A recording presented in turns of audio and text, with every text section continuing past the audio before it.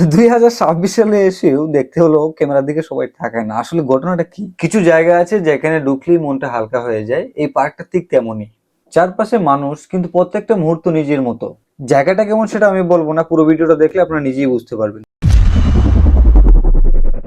তো 300 ফিট দিয়ে আমরা চলে গেলাম সেই সেন্ট্রাল পার্কে। তো কাউন্টারে আসলাম, আসার পর আমরা 200 টাকা করে টিকিট নিলাম। টিকিট নেওয়ার পর একটা টিকিট 200 টাকা রাখলো। দেন আমরা মেন গেট দিয়ে ঢুকলাম। তো মেন গেটে আমাদের টিকিটটা রেখে দিল, কারণটা হচ্ছে এটার রুলস হচ্ছে এমন। তো জায়গাটাতে ঢুকে আমাদের এত ভালো লাগছে, ব্যাপারটা অ্যামাজিং লাগছে। আমার ভাই হচ্ছে গিয়ে সে অন্যদের ফটো তুলে দিচ্ছে, ভিডিও করে দিচ্ছে, কারণ সে সবাইকে অনেক ভালোবাসে। তো এই মুহূর্তে আমরা দেখতে পাচ্ছি জায়গাটা কতটা সুন্দর। এই জায়গাটা আমার আসলে মনটা একদম ঠান্ডা হয়ে গেছে। রিজনটা হচ্ছে গিয়ে জায়গাটা একদম নীরব। তো আমরা শুধু হাঁটতেছি হাঁটতেছি, হঠাৎ করে দেখি একটা আফ্রিকা টাইপের একটা জঙ্গল। তো ওই জঙ্গলে ঢুকলাম, কিন্তু জঙ্গলে ঢোকার পর তো আমরা বের হতে পারতেছি না, এত বড়। তো সবচেয়ে মজা পাবেন আপনারা এরকম একটা সুন্দর জায়গায়, এত সুন্দর একটা মানে লুকোচুরি করার একটা গেমের মতো কিছু একটা করেছে, যদিও সেটা আমি বলতে পারতেছি না, বাট জায়গাটা অসাধারণ। এখন আমরা চলে আসলাম আরেকটি জায়গায়, খোলামেলা মাঠ। জায়গাটা কিন্তু একদম খোলামেলা, অনেক স্পেস, অনেক বড়। তো চতুর্দিকে দেখতে পাচ্ছি আমরা টুনটুনি। তো টুনটুনিরা আসলে একটা বয়ফ্রেন্ড নিয়ে আসছে, তো ওই ব্যাপারে আমরা না যাই। তো এখন আবার চলে গেলাম জঙ্গলে। এটা ডিফারেন্ট টাইপের জঙ্গল, এটা আরো ভয়ঙ্কর। এটাতে সবাই দেখলাম লুকোচুরি খেলে। তো তারপর আমরা হচ্ছে গিয়ে চলে গেলাম অনেক দূরে। একটা মেয়ে দিয়ে ক্যামেরা ধরতে, মেয়েটা কেমন করে জানি আমার দিকে তাকালো, আমি কারোটা বুঝলাম না। তো ব্যাপারটা ইগনোর করলাম। এখন আবারও চলে গেলাম মানে মেইন যে ব্যানারের সামনে।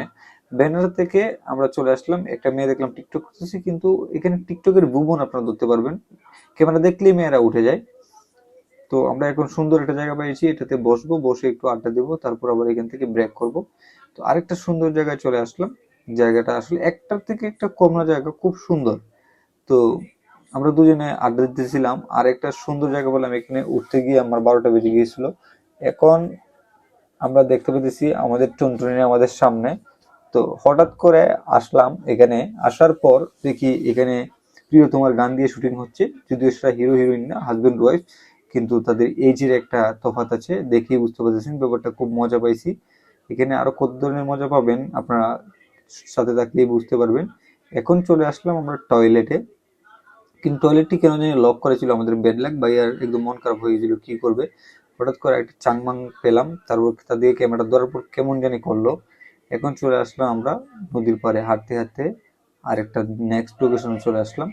আসার পর দেখলাম কত সুন্দর বাচ্চারা খেলতেছে। মনে মনে ভাবলাম আমার বাচ্চাটাকে নিয়ে আসবো। তারপর এখন যাবো আমরা মাটির ভিতরে, গুহার ভিতরে। মাটির ভিতরে নাকি শুনলাম রেস্টুরেন্ট। হঠাৎ করে রেস্টুরেন্টে গিয়ে দেখি এরকম, মামা বলতেছে যে এটা নাকি মাটির ভিতরে রেস্টুরেন্ট, এটাতে ঢুকলে অনেক মজা পাবো। ভাবলাম গিয়ে দেখি কি মজা পাওয়া যায়। ও মা, ভিতরে গিয়ে দেখি এত বড় বিশাল এক রেস্টুরেন্ট। এতটুক মাটির ভিতরে এতটুক রেস্টুরেন্ট কিভাবে সম্ভব? তো আমি হচ্ছে গিয়ে হঠাৎ করে, তো জায়গাটা বেশ ভালো লাগছে। দিন শেষে একটা জিনিস খুব খারাপ লাগছে যে 200 টাকা করে নিয়েছে, কিন্তু এটা একদমই উচিত হয়নি নাকি। 100 নিতে তাহলে পারফেক্ট ছিল, বাট এখানে কেউ এসে ঘুরে মানে ব্যাগ যাবে না, সবাই ভিতরে ঢুকতে বাধ্য হবে 200 টাকা টিকিট কেটে, কারণ এখানে অনেক ভিতরে। তো তো অত কষ্ট করে আইসা যদি, তো জায়গাটা বেশ সুন্দর করে বানাইছে, ফিল পাওয়া যায়।